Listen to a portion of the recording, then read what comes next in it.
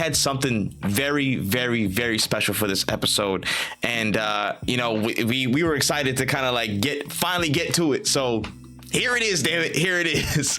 Wen and I, over the past week or so, we had the privilege, to get some early access and early conversation on the Tales of Kenzera demo. Yes, Tales of Kenzera Zao.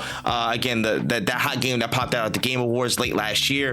That has a demo coming up for Stream Next Fest, and as a part of that rollout, we had a chance to get the demo early and speak with the team at Studios and really just get some semblance of more information, context behind their process, what they've been kind of looking at, their direction, the choices they made in the development, as well as try to game for ourselves and give our impressions. So we wanted to start the show and start this with just a kind of a quick retelling of what we found out from the questions that we asked, and then again our impressions of what we played from the demo, because I had a couple playthroughs. I don't know about you, I did it a couple times. You know what I mean? No, yeah, that was a really fun demo. It was actually when it ended, I was like, normally when I get to an end of a demo, I'm like, kind of like, all right, whatever, like I'm done. When I got to the end of that demo, I was like, damn, I was kind of hoping there was at least a little bit more. Mm-hmm. Just a smidge. I wanted to keep playing. Yeah, honestly, I was like, man, let me get back up there. We just crossed, man. Like, y'all see it when y'all play it, but we will have the footage up in the background as well, just to show you guys and contextualize what we're saying. But before we get into our impressions, we definitely want to run through the information that we found. From a rough standpoint, we kind of basically asked 5 different questions, covered a couple different topic areas, and we got our responses from, of course, the founder of certain studios, Abubakar Salim, Abu Salim. You guys might know him from Raised by Wolves. Again, he was Bayek of C1 Assassin's Creed Origins. Again, really, really dope dude. We had a chance to sit down and talk, and he just, again, relayed the vision, a lot of the choices and the inspirations behind the game. And we had a couple of different things here. We wanted to know first about the cultural background. If you guys are, have seen the game or looking at the game and its rollout, it is heavily inspired and heavily rooted in, the Bantu cultures in Africa, a lot of different lore and mythology that comes from that area. And we just wanted to ask kind of what the process was for pulling all of that together, because there's a lot of listen, if you ain't googling it, Google it. There's like 500 different language groups. There's across like 22 or 23 different countries. It's so much depth, and there's like so many variations of what people see. It isn't just like a homogenous zone. It's so varied in what they offer. So I'm like, how do you find the needles in the haystack with all this stuff? And that's what we asked first. And Abu provided his response and kind of said it's basically rooted in intuition, how he saw certain cultural entities from his view, for him, from his perspective, from a main character that's in the game, Kalunga, he sees him as the god of death, a person, a god, but also as a place. So and that kind of rooted a lot of his his choices and the research that he wanted to get into from his own personal view and how he saw the stories from his childhood, his upbringing, and what he knew of. And beyond that, kind of looking at the selection process for all the mythos. He said at the beginning, the game, was of course very different, as most games are in their initial stages. They're going to be very, very different to what their final product is. And to help guide the process, he kept asking himself, how do we want to properly convey, that feeling of grief, that focus on the journey of grief and how to best illustrate that to the players. And then from there, pretty much things lined up like an orchestra for Abu and the team. Just kind of picking the right monsters, the right enemies, the right settings, the right, depictions of several elements of this, entire project. And that really came together to kind of tell the story and showcase the culture, which is 2 big things that, they wanted to achieve. So that cultural question was, answered for us. I was like, that's dope, because there's so many cool things like the Impundalu. Again, Kalunga itself, you've seen from the trailers and what you'll see from the demo as well, just has the different forms. That was so cool to get answered. So that was dope. Next, I believe Wen asked Abu, kind of looking back to his first kind of unveiling of the game at the Game Awards 2023. He mentioned, games like Golden Sun and Kingdom Hearts, which I was like, that's what I'm talking. Yeah, that's a good game. That's a good influence. I was flexing on the behind the screen when the Game Awards popped. I was like, that's what I'm talking about. He got his hand in the right spot. That's what we like to see. But and we kind of asked him how those influences behind those games, kind of what did he want to take from those essences and translate them into Tales of Kenzera. And he cited, of course, Kingdom Hearts and Sora's journey as a big influence in how he was pretty much thrust into a new situation and kept pushing through for his friends, and had these perspective shifting moments in his story, just going through immediate loss and still pressing on, and having meeting new friends, meeting new people, and having new supports through a lot of different adversity. And he wanted to capture at least some of that essence from mainly a story perspective to give that depth to a character. And of course, he mentioned we had a little moment where it was like kind of realizing Sora's like one of the first like representations of more, I guess, emotionally tapped in characters from a male standpoint. You know what I'm saying? Yeah. From a masculine standpoint, like, we can feel too, and that was actually really like, that's interesting because I never really thought about it that way. Like, at least when I was younger, I never like, I was like, Sora's cool as shit talking about friends, but like he really went through such a gamut of emotions and so much of a journey of loss. So I can see some of the parallels that were kind of drawn there, which was really, really cool. Honestly, that was really dope to see. Yeah. Even like when I was playing the demo, like when the first screen hit, I was like, bro, oh yeah, no, he really loves Kingdom Hearts. I was like, this is good. Like, this is beautiful. And I was like, oh, that was. I saw it. And I was like, this is goosebumps. I was like, if I made a game and I was using that as my reference, it would absolutely be. It would absolutely look the same way. Yes. I knew I was playing a game by a Kingdom Hearts fan, and like.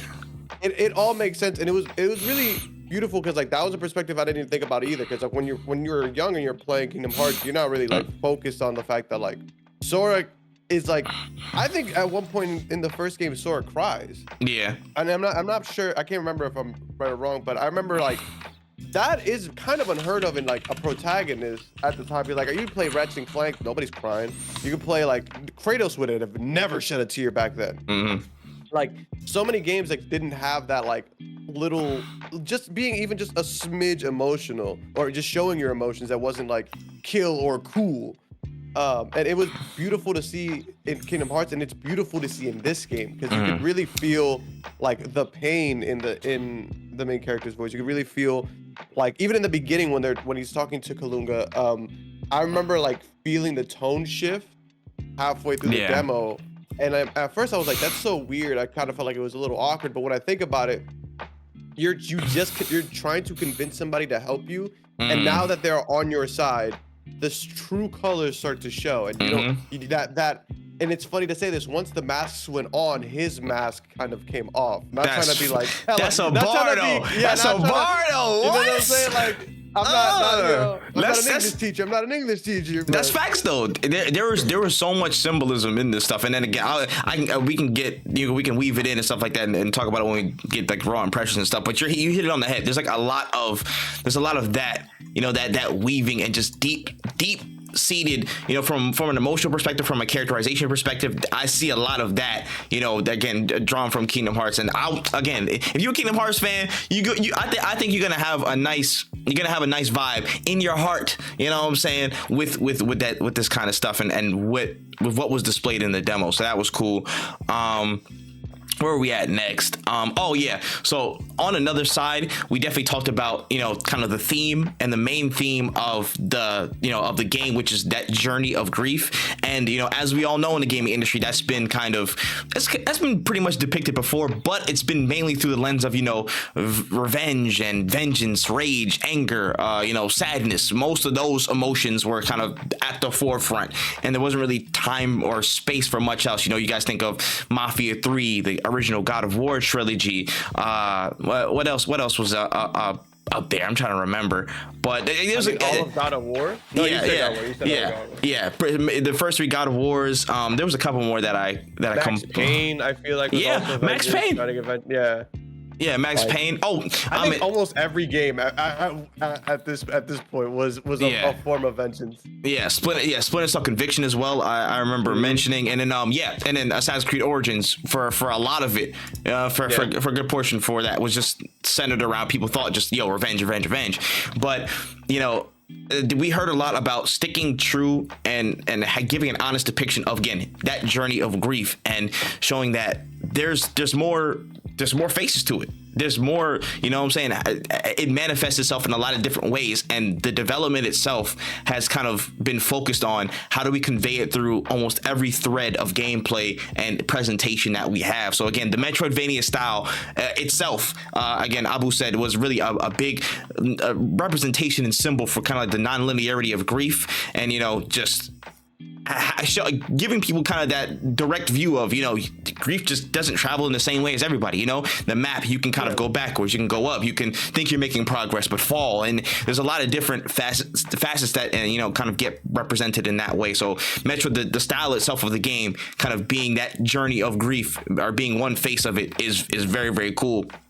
And beyond that, you know, just thinking about it from my perspective, I thought of it from his response as kind of like a kaleidoscope of grief, because a lot of the dialogue with Kalunga throughout the demo, it wasn't, you know, it wasn't all doom and gloom. You know what I'm saying? It was, you know, he was getting challenged. They were laughing. They were throwing jokes out. He was being kind of critical of certain people who came before him a little bit. You know, there was a lot of different things. Impatience. There were so many different, you know, emotions that were really on full display with it. And, you know, it was cool to mention, again, he kind of leaned into some of his interpretations of Bayek of Siwa from, again, Assassin's Creed Origins and his performance in that game. As he said, you know, kind of the initial draft of the character was a lot more, you know, cold, a bit more selfish, especially when dealing with children in that way. And then he saw it as something to be, you know, he's gonna definitely, Bayek of Siwa would cherish and enjoy the moments that he has with children and be patient and kind to them, you know, and as kind of a representation honoring, you know, his lost son.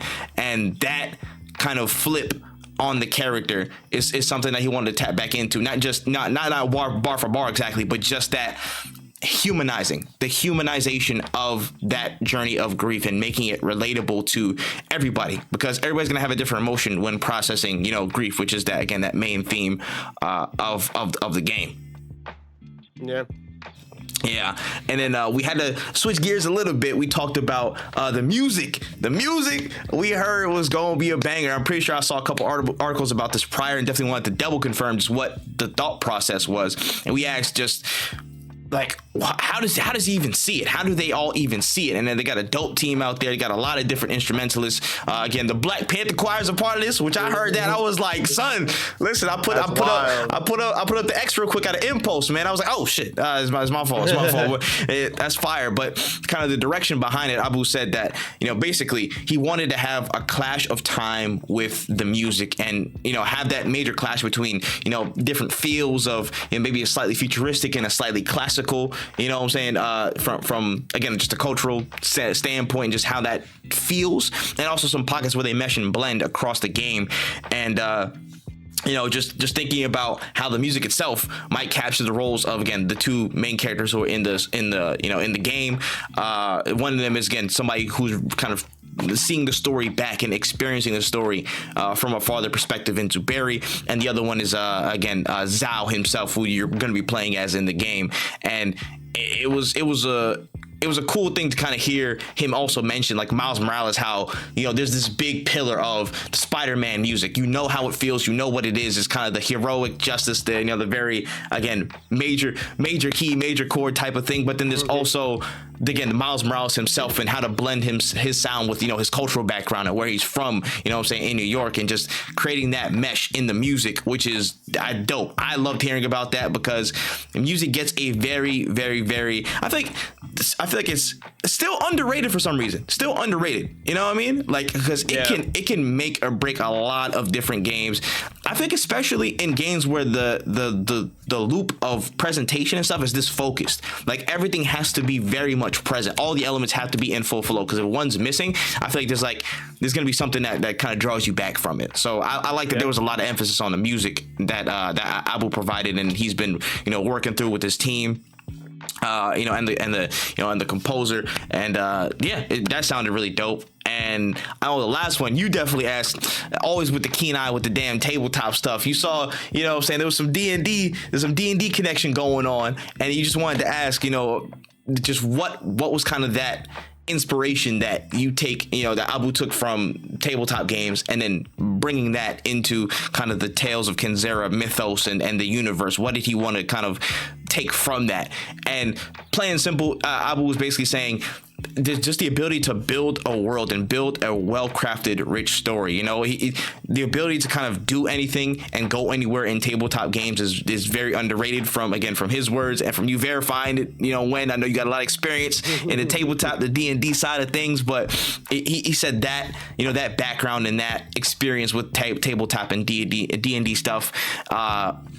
That really kind of spoke to how the Tales of Kenzera universe was kind of created to capture, you know, that feeling of a rich story and being able to do things and travel on your own accord in this game and beyond for the IP. So that was really cool to mention. And yeah, that's all the quotes and rough statements that we had from Abu Salim. Again, some really dope insights. I don't know if there's anything else that I missed from what we got from Abu, but for me, that was super insightful to help get some perspective on what we were going to get into for the game itself.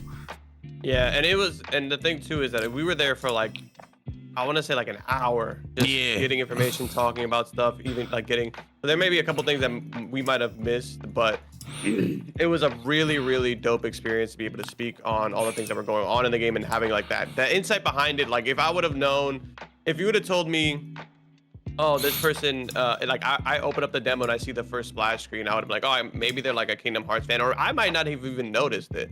But even just hearing them talk about how that game affected them really gives you a better perspective when talking about the game. Like I now know that this was like, this person plays D&D, so they know about world building. So one thing I'm not really gonna be afraid of is like continuity being weird, or like the world not having diversity or being uninteresting, because as somebody who's played D&D and somebody who knows how like world building in that game works, it's really hard for me to see somebody be like, yeah, I learned how to world build through D&D, and be like, oh, then the world's gonna be bland. You know, I'm very much excited just hearing them talk about like the culture and the effects, like the music.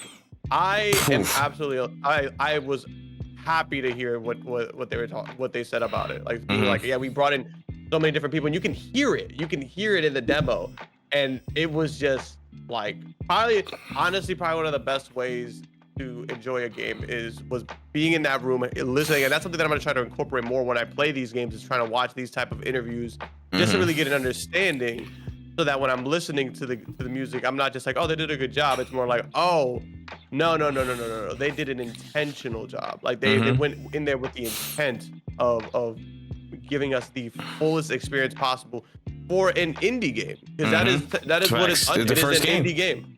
And it's honestly, I'm so excited. I cannot wait to see this game come out. On top of that, I cannot wait to see what else they plan to do.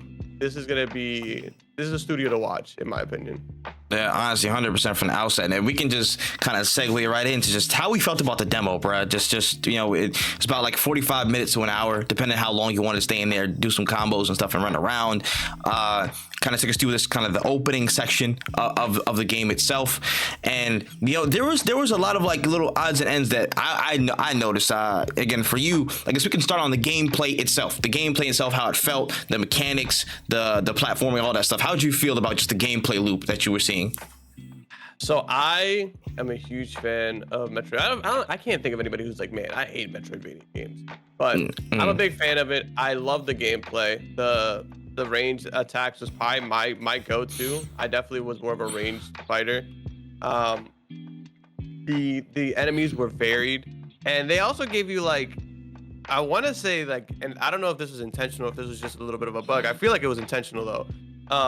There was like the smaller enemy that I remember like appeared throughout the demo that was different from the regular ones, and I remember like I knocked them up, which is like the ability with the melee class, or the melee mask I should say, and it didn't get knocked up as high as the other characters, and I was like, oh, this must be a bug, because I can't really combo into this because they don't get knocked up high enough. And then I realized that if I did like a short hop, kind of like in Smash, I would be able to get the combo off. And I was like, oh, this is kind of cool, because like if the game progresses like this, it's gonna be making me kind of like learn how to play Smash Bros in a sense, and that's a really fun game to play. Like doing combos in that sense, like it was really interesting to see.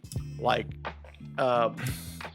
I guess what I'm trying to say is like it was very interesting. The combat was deeper than what it seemed on the surface, because sometimes you get like a Metroidvania game and it's just like, hey, do this, up goes into this, it combos into this. But if this is the case, then you're gonna have to start changing, not just like, oh, I gotta use the blue stuff for people with blue shields. It's more like, oh, this person I can't air combo, so I gotta remember to short hop when I fight them. Like, it's more, it's like making you have to change the way you fight, but less like it's intentional, but not as intentional as something like you need to use blue weapons to take down the blue shields. You know what I'm saying? It's not just a matcher.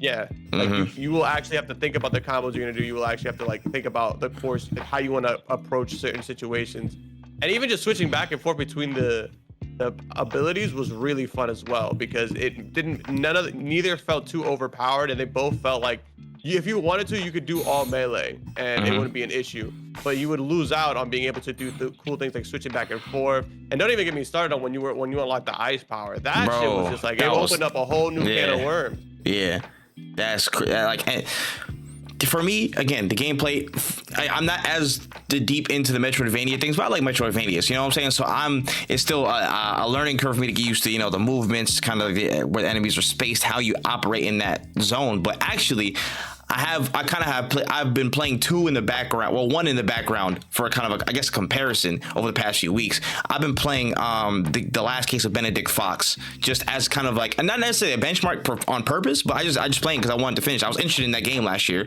so I wanted to do it. And I think I'm not having my favorite time with that game, and there's like a couple of drawbacks in that game that I think are completely different and just better or solved or patched up in a game like this. Now, not to directly compare two games like that, but the feel in the combat is something that I look for a lot. And, you know what I'm saying, we want to talk about some of the I guess the Kingdom Hearts are different gameplay feel, you know what I'm saying, like kind of that weight in certain combat, you know what I mean, like the weight of certain things, like a punch behind it, the distinctness of certain modes and forms. I feel like this was also very much on display in Tales of Kenzera Zao. Like, again, the two styles were really, they complemented each other very, very well. I was sitting there and I don't, you know what I'm saying, like, I feel like I don't usually give as much time as I need to for the combos, but I felt like from the rip, the introduction and the pacing of you getting the masks kind of automatically, like, you know, it's putting you in a position of, hey, all right, cool, mix and match, figure it out, you know what I'm saying? Because some enemies was giving me some trouble my first playthrough. Like, I was like, okay, oh shit, all right, let me just not spam one, you know what I mean, and kind of get into mixing and matching. I was trying to figure out how I can, you know, get the setup from the sun mask, you know, up him in the air, fire off like 7 shots from the blue mask, come back down, you know what I'm saying, if he's not dead, going for the kill. So I liked the variety of the gameplay that comes from the two masks. I liked the platforming, again, was pretty easy. I don't think I had any problems with the platforming whatsoever. I liked it. The dash mechanic was pretty smooth. I was kind of getting too overzealous with it sometimes. I was kind of over jumping some shit and running into some stuff in the underground section. I was getting crushed all the time because I was like, oh, I can definitely dash through all this without waiting a second. My dumb ass. I was humbled because the obstacles got me like twice. I was like, all right, let me just walk through this. Let me walk through the fucking crushers. Let me just sit. Oh man, but yeah, no, I liked how everything felt, especially the enemy types. I felt like I wanted to see more of the heavies, but against a demo, so I'm not gonna like give them all the slack for not showing me more of the heavies. But I like the variety of them, of the enemy types that we saw.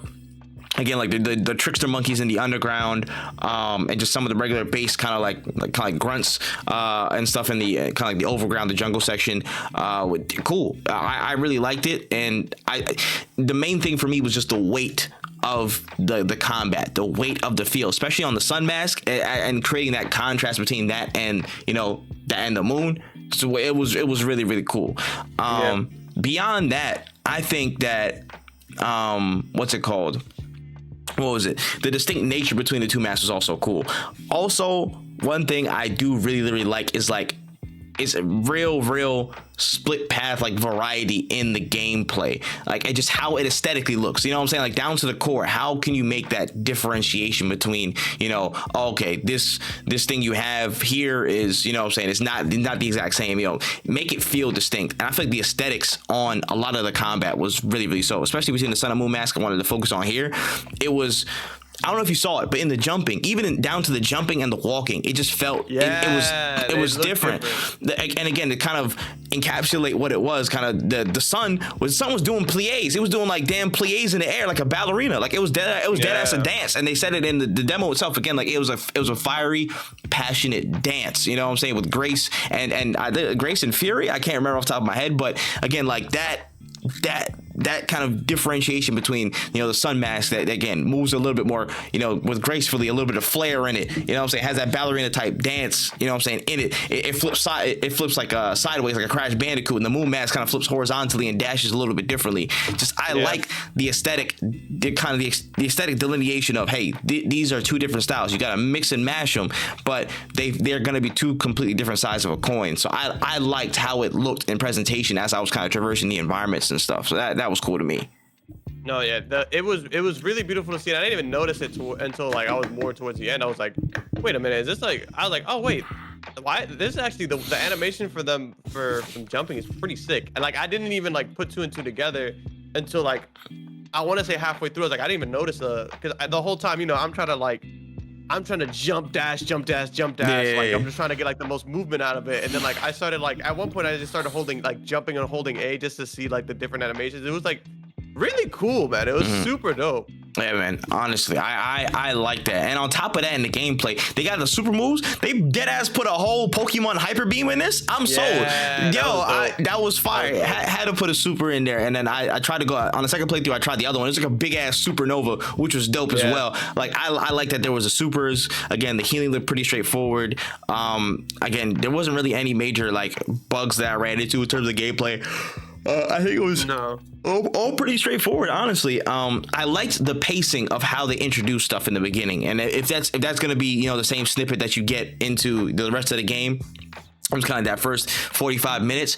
I liked how they did that. For me, again, I get attention spans are attention spans. People gonna forget some shit, but I feel like they mapped out and spaced out the opening section in a way to, again, easily explain what everything is and provide a lot of different, you know, just context for stuff. And maybe I think it stuck better. It stuck better in the opening section than other games that I've played. You know what I mean? I like that. And again, in my head, it's just the Benedict Fox example, and then this that I played was fairly stark, so where I feel like there was enough variety and, you know, just kind of high points in what we were learning in that first 45 minutes. But okay, cool. All right, keep this in mind. It wasn't like too much to bear. Whereas in the last case of Benedict Fox, I feel like there was a good amount of stuff that they don't tell you, which is fair. Again, it's a murder mystery. You know what I'm saying? You got to walk in and do your thing in that Metroidvania style. But I feel like there was just a couple of things that I just didn't pick up on as well, or wasn't as utilized as often. You know what I mean? I feel like you can just either run or shoot them the same way, or maybe parry a couple of times. But I feel like the gameplay and the spacing in last case of Benedict Fox, it didn't like, you know, necessitate me like, you know, switching up the variety. Maybe on some of the bosses a couple of times, but there was like one boss where I just did it the same way I did every enemy, you know what I'm saying, and just dodged the tentacles. But, you know, it just spoke to kind of some of the how differently Metroidvanias can kind of, you know, come packaged, of course. And I liked how it was paced in the beginning from Zhao. Let me see, what else did I have in there outside of gameplay stuff. There was the only couple bugs that I saw were like in dialogue. Like you had to like, there's a couple prompts that were missed, but it's a demo, guys. Just be gentle, you know what I'm saying? It's a demo, so I'm pretty sure they're ironing that out in time.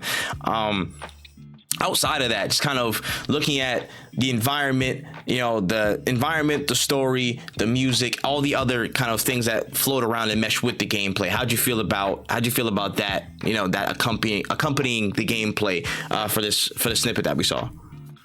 The music was awesome. Like I turned it up a little bit because I was like, wow, this is like, I did it too. Really dope. I turned everything else down. I kept that on the music at 100.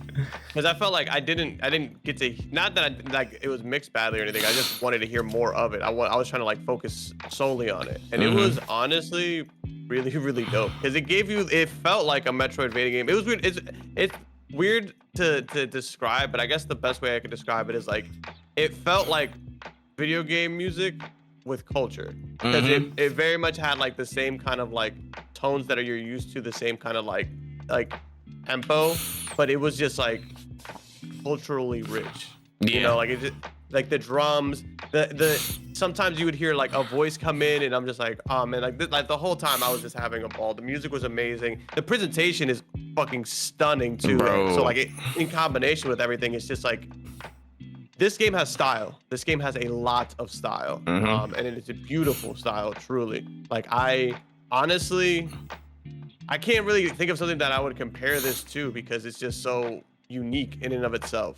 But yeah, I love the music. It was absolutely bunch of bops. Definitely something I would buy on vinyl. And if you know me, you know that I make sure to keep soundtracks that I love or games that I love. I always keep the vinyl. I always buy the vinyl for it. This is something that is definitely vinyl worthy. Y'all heard that, Surgeon? We need that vinyl ASAP. Day one. Absolutely. Put it up. Please. If you want to send a couple our way, I'd absolutely love to showcase it. You know what I mean? Just tight shit. Something light. Oh man. But now, from my perspective, I'll speak on the perspective first in terms of kind of the set pieces, the camera, the colors, and how everything was everything popped. Everything felt really vibrant. You know what I'm saying? And I just liked how a lot of things were framed and set. I think the art style was very good. I liked, again, just the character models felt very just lively, just all over the place, just lively, distinct. You know what I'm saying? Looking at like when the little like dialogue boxes pop up between Kalunga and Zhao, just even those little animations are dope. I just liked how everything flowed. I think the only major like it wasn't even a big thing. Only the major blip I think in terms of presentation is the camera. Sometimes when you platform fast or move around pretty fast, like I think there's a couple instances, maybe in the underground section if I'm remembering right, where like I dropped down really fast and the camera like it took a second to follow up. It was like lagging behind just a little bit. That's the only thing I'd say in terms of the gameplay loop and the presentation that was maybe like just needs a little bit of a tweak to kind of stay on. But again, it's a demo, so just had to point it out and keep it pushing. But outside of that, there was just so much great rich like presentation in this. I loved it. Something in the environment that I think was pretty cool, that also related to kind of the main point of what I got from this demo and the experience with Zhao so far, was just, well, the word is efficiency, but I'll get back to that towards the end. But in the environment, there's waterfalls damn near everywhere. And I don't know if it's just me. Again, there's the waterfalls that you dash through physically, of course. You know what I'm saying? And those represent, you know what I'm saying, crossing the line. And, you know what I'm saying, that whole, I guess, relation and point of view to the Kalunga line. And, you know what I'm saying, if you don't know what that is, please look that up, because I had to do it myself. And that's actually a really cool, like, again, cycle of life and death. But please tap into that further. But in the background environments, I feel like in almost every environment change, there's a waterfall to signify that you're going into a different place. Like when you're going from that first area of the jungle to the bridge, there's a waterfall in the background. That first area when you walk out of the again, the sanctuary with the three stone heads, with the three great, the great spirits, there's a waterfall before you transition over there. Like that level of detail, I really like. It's so embedded into a lot of this, man. It's just those little touches, you know what I'm saying, that make it cool. Everything feels like a passageway that relates to the story. You know what I'm saying? It's interconnected, again, whether explicitly through the gameplay mechanics of dashing through those waterfalls, or, implicitly with the waterfalls in the background. I just liked that there was this symmetry between, the story and the gameplay and the environment that was built behind it. There was a lot of really good. It was tightness. It was tightness to what we were looking at and seeing with the story, how it was unfolding, the dialogue, and what have you. And I liked how that was presented. But beyond that, the music is the music, son. When you open this menu. Open this menu, if you're even if you are a Kingdom Hearts fan, if you don't feel something, if you don't feel the need to pause, don't even touch your controller, your keyboard, none of that. Put it down. If you don't feel that, I don't know if you have love in your heart. I don't know. Honestly, I would be shocked at this point, because that whole sequence, bro, just takes me back. Again, I don't want to feel like the douchebag that is saying like, oh, menus aren't the same anymore, devs are lazy, blah blah blah. I'm not saying all that, but it's not necessary. You know what I'm saying? In this, at all. If you have a good game, you have a good game. I'm not mad about anything extra, but you could just feel the artistry, the love, and the tone set from the music and from the visuals that dropped in that main menu. You feel like you need to stop and kind of pay homage a little bit, because the experiences, you know what I'm saying? It just gave you that little bit of pause, like, oh shoot, take a deep breath, like we're here. Like, I just like that. And again, it just felt so similar to Kingdom Hearts that I had to take a stop. I'm partial to that, of course. So I loved hearing that. And the music throughout was fantastic. Again, setting the scene, the transitions were really, really seamless between combat, again, just between different areas as well. Even like when you're searching through the menu, looking at your skills, the codex and all stuff like that, music just automatically muffles, you know what I'm saying? Just like those little things, like it always is continuous, but it just shifts its shape in different formats. Again, just fit all what you're going through and experiencing in the game. And I like that a lot. I know we got a lot of the, you know, as we said, that Abu kind of stated, that clash of time. We got a little bit of that in the underground section. I heard a little bit of, like, you know, like the hi-hats and stuff, and like more like modern drums kind of come in a little bit, you know what I'm saying? I heard a little like in the underground section, but I didn't hear a lot of it yet. He was, I feel like they're teasing us a little bit and keeping it mostly traditional, but again, I still liked what I saw. I think we'll hear more of that as we get the full game. But Fire, I like what I saw in that. Yeah, outside of that, just looking at, I guess, the story and, you know, that how it played on the dialogue, the opening section, and any other thoughts with that. How did you feel about what you saw from that? I feel like the story is going to be really, really interesting to see. I feel like it's going to be very passionate. The voice acting is phenomenal. Absolutely. You could feel all the emotions that they were trying to convey. I think that it's going to be a very wild ride, especially because the presentation is so sharp. It really makes everything land really well. Like, seeing that giant mask and being like, whoa, like what is this? And they're just like, these are the shrines that were built by the shamans and things like that. I am very much excited to see how all the other areas that we're going to explore, because if this one cave is as interesting, I can only imagine what the rest of the world is going to feel like. And honestly, I'm very excited to see to just get the whole game. Like, I can't wait to get my hands on it. The only thing that I was thinking, like, that, because I didn't really experience too many bugs either. But one thing that I would have loved would be like maybe like an option to get like an out, like, you know how like certain games will have like an outline of your character, or like an outline of like something like that. Some accessibility options, like that. And it's not that it didn't have any, but it was just like that would have been nice. Because there are times where like sometimes the screen is a little cluttered, and you're like, oh, what's even going on? Like what's even this? But like I believe the monsters are highlighted in like white, or they just have like a white glow. Yeah, and they'll have the bar over them. Even if you could change like that to like a red or something. Yeah, but that would be cool.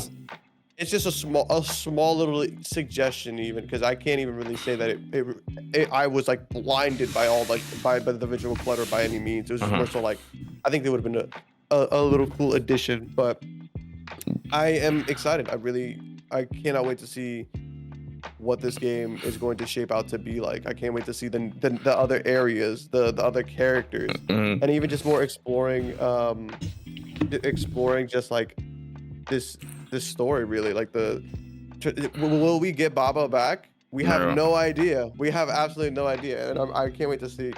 Bro, it's kind of crazy. And one thing I will say, and I'll kind of get to this point towards the end, but I just like the seamless inclusion of kind of like, again, just the story beats and what the dialogue was between, again, Kalunga and Zhao. It helped me, you know, be a little bit streamlined with what I was doing. Again, I'm just like, all right, cool. We don't have to put there wasn't no big ass marker that says go back to the surface. You know what I'm saying? Like 450 meters up this way. You know what I'm saying?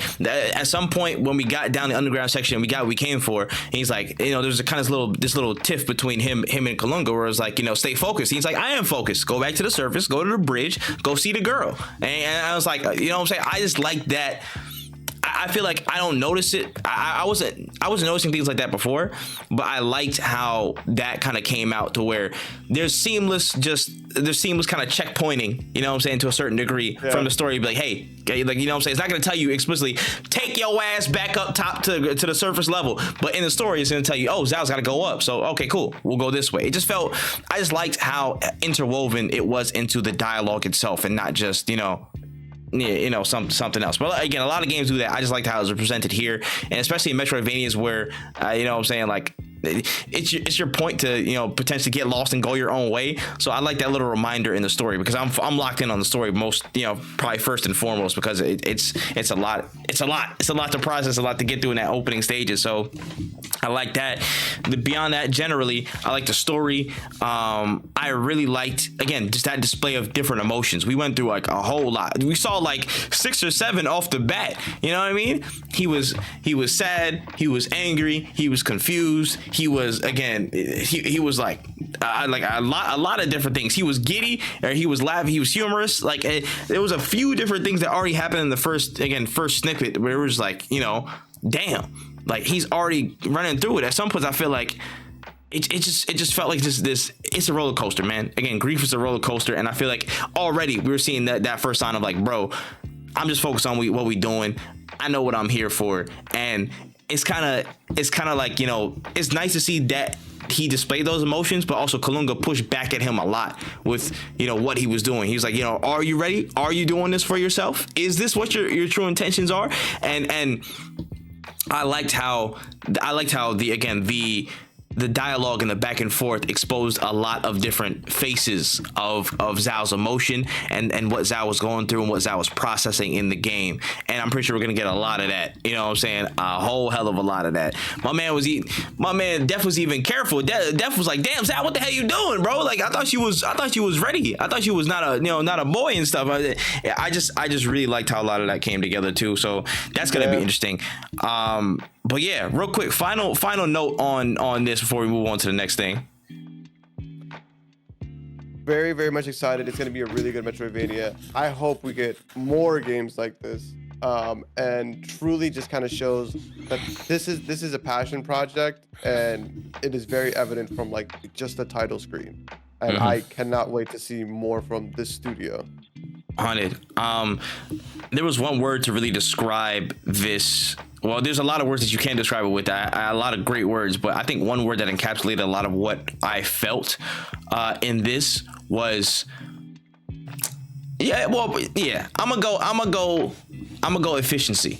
I'm gonna go efficiency. You could say interconnectedness, but I think efficiency for me is more fitting. Again, given they're an indie studio, this is their first game. They're a small team. You know, I don't want to put any, you know what I'm saying, like favoritism or being partial to them or whatever, but just looking from what they built, I felt like there's no stone unturned and there's no empty space in this game. And I feel like from other Metroidvanias that I've played in the past and other games that I've played in the past in general, there's sometimes these empty spaces where, you know, I feel like something could have been here. This could have been something extra added there. There are these things that happen in other games that I feel like they kind of detract from the full presentation of it, that I feel like from what I played in this first 45 minutes, it was rich, it was full. Again, from the music connecting to the story connecting to the gameplay connecting to the environment connecting to this, you know what I'm saying? Like it's all a loop, it's all a tight knit, you know, just unit, just everything, man. Whether it be, you know, the dialogue influencing the gameplay and keeping you on task with the objectives, whether it be the environment itself signifying, hey, we're going into a new area with the waterfalls, and you're just like, you know, you're transitioning from this thing to that in the background. You know, whether it be the music itself, you know what I'm saying, like taking a shift and turns to kind of show you a little bit more of the story and a little bit more of the background behind it. I was very impressed. I was very impressed by how polished this was and how efficient it was at conveying so many things in such in their first game and in such you know, it's an indie package. It's an indie package. However you want to slice it right now, it's an indie package. But to me, this is coming out as such a very, very, very like just impactful and efficient game. You know what I mean? I think that was one of the sticking points that they talked about as well. Kind of like using all the resources as effectively as possible and creating their story, representing Bantu cultures, and creating a fun game that people can walk away from with a really just rich experience and just walk away with something valuable. And I think from what I played so far, they're on track to do just that. So. Great job. Was it April 24th? Yeah. Time's ticking, buddy. Time's ticking. We need that. Sign the contract, baby. Sign the contract. We need that ASAP, man. So Tales of Kenzera, Zao, so far so good.